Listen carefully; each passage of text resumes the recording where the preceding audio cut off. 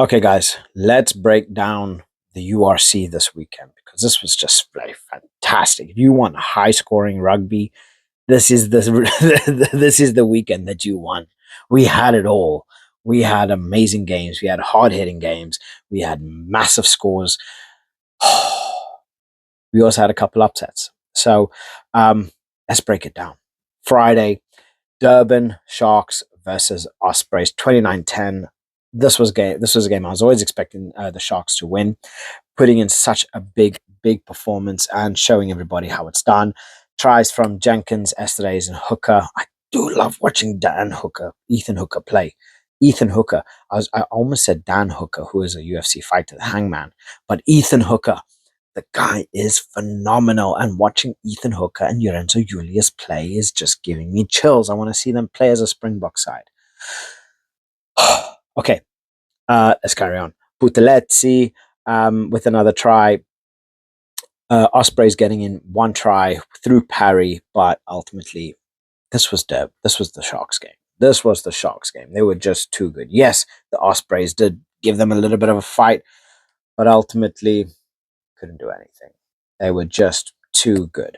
I was scared about watching Ibn Etzebet come off. Hopefully, it's not a big injury, but yeah, that was that was scary. That was very scary. So yeah, they're moving into the next game. We do have Munster versus Ulster. Another big game. 38-20. Milne, Farrell, Byrne, Scannell, Omani getting in with the tries. 4 conversions from Crowley. And then in terms of Ulster, tries from McCloskey and Postlethwaite. I'm really hoping I get that one correct because that is practically a tongue twister for me. 2 conversions by Murphy, and then 2 penalties by Murphy as well. Another very strong game. Munster really put on, they just let everything go. Ulster could not keep up with them. Munster, they just worked far too well, and obviously Byrne just being Byrne and just destroying everybody. Obviously, he ended up getting subbed on the 76th minute, but again, ultimately destroying everybody. What else can we say other than the guy's a monster? He's just a beast. That was a spectacular game. I mean, what a way to finish a Friday! But yeah, what a bloody game. Moving into Saturday, we have the Bulls versus Cardiff. This was a big game. Tries from Forster, Lowe. Wilco Lowe is just Wilco Lowe. How are you not terrified of this man every single time he steps foot on the pitch?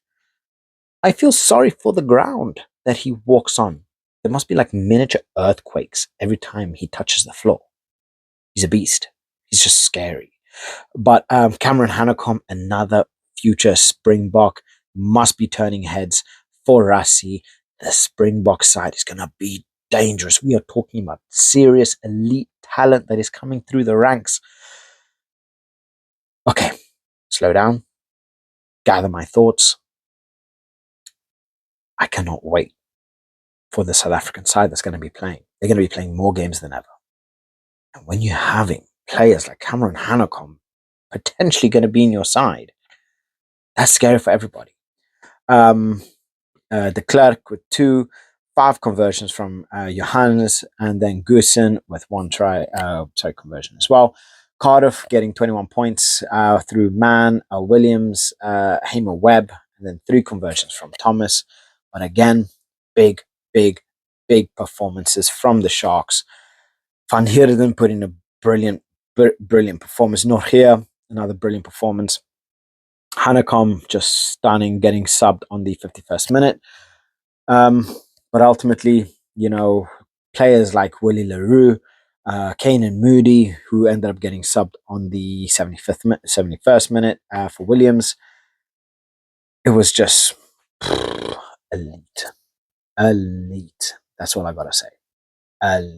Elite talent. And the Bulls are putting in such big performances back into the season. Can it be a shout for a Bulls win on the URC? Who knows? Who knows? But the biggest upset that I gotta have for the Saturday games has got to be Benetton beating Glasgow 33-7. Benetton beating Glasgow. what the hell is happening to all of these big sides? Leinster are losing. Well, technically they won. We'll cover that in a minute. But Glasgow losing. What the hell's happening here? 33-7 to Benetton. Like, they're no joke. But this is Benetton we're talking. They're not like top 4 URC. They put in a bloody work show. So Adogwu, Mail, Smith, Menoncello. Menoncello is amazing. Umaga, and then Umaga getting in 4 conversions. I cannot see this guy's name without thinking of WWE. If you know, you know, and you know how badass Umaga was. And whenever he came on, like when I would watch as a kid, watching Umaga was just, that guy used to actually give me nightmares. Like, I'm literally not even joking. He used to terrify me. This big Samoan guy, like scarier than Rikishi. Okay, moving on. Hugh Jones coming in with a try. Horn coming in with a conversion as well. But ultimately, the Italians, they just had that flow. They had that oomph. That's what the Italians give you. They're probably making themselves a coffee as they were having, a nap on the side as well. But brilliant performances throughout. Rutsa had a good game coming on for Negri. Negri coming on for Rutsa. Brex, just as always, is just that absolute beast. I mean, I think you can put Brex in pretty much any single international side and he will thrive. That is the kind of player that Brex is. But yeah, elite. I was surprised by this game. If you guys haven't watched it, check the highlights. Brilliant rugby, brilliant passing play. 33-7, guys. 33-7. Phenomenal work. Absolutely phenomenal work. And I have lost where I was going. There we go. Moving into Leinster. 76-5 over Sabres. Honestly, not much I can really say about it. Leinster just did the work. Too little, too late, in my opinion, though. This is the kind of performances that they should have been putting in prior to the Saints, before they got knocked out of the semi-finals. When they were losing to the Scarlets, this is the kind of performances that they needed. They needed to be going into performances like this, going into the Champions Cup semi-finals. With Leinster, if they were to go into the semi-finals with a win like this, we would have potentially seen a completely different semi-final and see Leinster absolutely demolish the Saints. But the Saints, they were smart, they were clever, they understood what they had. They had a lot of teamwork. They were able to play together quite a lot. They knew each other. They had that playtime. Leinster's A team had no playtime together. None of them had played prior to the semi-finals. Even together as a team, they had 0 minutes together as a team coming up. And then you expect them to go and play at an elite level up against a team that's been playing together multiple times. Come on, guys. 76-5. Brilliant. Kelleher, McGrath, Baird, 2 from Barrett. Guess what happens when you start Geordie Barrett? You get results, not on the bench.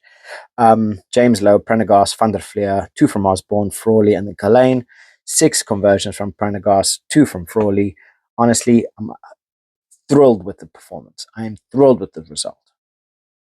Too little, too late. Cullen, understand that. People are pissed off with you. Like, really, really pissed off. Stormers beating the Dragons 48-12, another South African win. Tries from Simelane to Senatla, Unerger, Willems, Hodsenberg, and Vet. Sasha again with 3 conversions. Willems with 2. But tell me, what can Sasha do wrong at this moment? He can't. Obviously, he came off for Duplessis on the 64th minute, but Sasha is just elite. And as you're watching through this video, you're seeing all of these talent. Lorenzo Julius, and then you're seeing players like Cameron Hanacom, and then you start to see all of these elite level youth players that are just stacking up, and they're getting there and they're there, and then they're putting in brilliant performances. Then you're like, Ethan Hooker, these are good players, especially when you have a team like South Africa, who are, the average age is 30 years old. then you have these elite players that are coming through their ranks, and you're like, I see where the people. You can see the change. You can see where the players are going to be replaced. But yeah, brilliant performances. The Dragons managed to put 12 points on the board, which I'm surprised with Wainwright and then Blacker. But yeah, straightforward win from the Stormers. Not much I can say about that. Connacht ended up losing 31-21 to Edinburgh. 2 tries from Treacy, 1 try from Bolton for Connacht. Hanrahan with 3 conversions. In terms of Edinburgh, Schoeman coming in with a try. Schoeman. Watson, Moncaster, and Shield. 3 conversions from Thompson, and then Healy, and then a penalty from Healy. Ultimately, Edinburgh played Edinburgh ball. Connacht, they just didn't have enough gas in the tank for them. But again, relatively straightforward, and might work for them. So those are Saturday's games. And then leading into the last game of the weekend, the Lions versus the Scarlets. The Scarlets continuing on strong, beating them 32-19 on the night, and the Scarlets are really performing. Look, guys, the Scarlets, they're doing their work. This is the kind of performance that they need to put in. They want to do as best as they can come to the back end of the season, and they're doing it. 2 tries from Murray, 1 from Plumtree, Williams, 3 conversions from Costello, 2 penalties, but wasn't a full flow through through South African rugby, but it's still a good game nonetheless. Lions getting tries from Steyn, 2 from Creel, and then Volhuter and Dobella getting in conversions.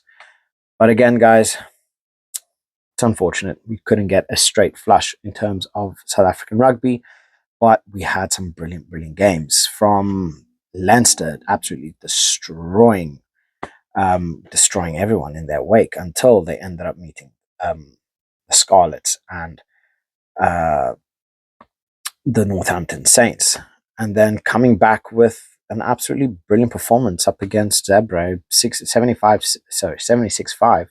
It's amazing, absolutely amazing. But again, Leo Cullen needs some thinking to do. The Bulls coming in with very good performances late on in the season. Could we potentially see, some silverware in their future? And then Glasgow Warriors with a big loss. I was really not expecting. I was expecting Glasgow to absolutely dominate, Benetton. But obviously Benetton had other plans, and Glasgow came through with nothing. So guys, let me know what you guys think. Please like and comment in the comment section below, and catch you guys in the next one. Bye.